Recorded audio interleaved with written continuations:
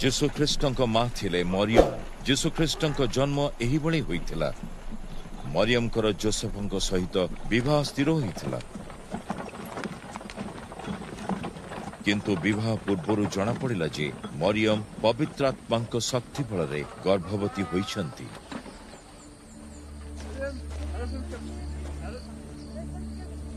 କିନ୍ତୁ ତାଙ୍କର ଭାବିପତି ଯୋସେଫ ଜଣେ ଧାର୍ମିକ ଲୋକ ଥିଲେ। ଲୋକମାନଙ୍କ ଆଗରେ ମରିୟମକୁ ଅପମାନ କରିବା ସେ ଚାହୁଁନଥିଲେ। ସେ ତାହାଙ୍କୁ ଛାଡ଼ପତ୍ର ଦେବା ପାଇଁ ଗୋପନରେ ଯୋଜନା କଲେ।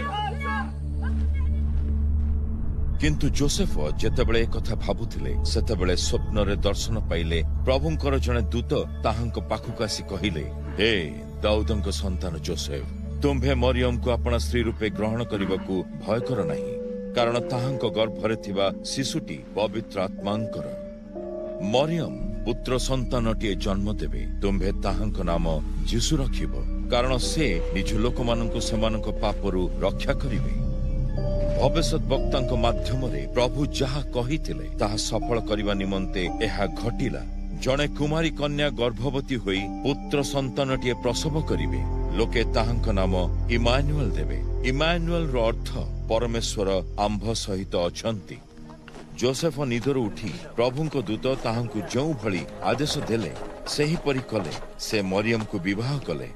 କିନ୍ତୁ ମରିୟମ ପୁତ୍ର ସନ୍ତାନକୁ ଜନ୍ମ ନ ଦେବା ପର୍ଯ୍ୟନ୍ତ ସେ ତାହାଙ୍କ ସହିତ ସହବାସ କରିନଥିଲେ। ଆଉ ଯୋସେଫ ପୁଅଟିର ନାମ ଯୀଶୁ ରଖିଲେ।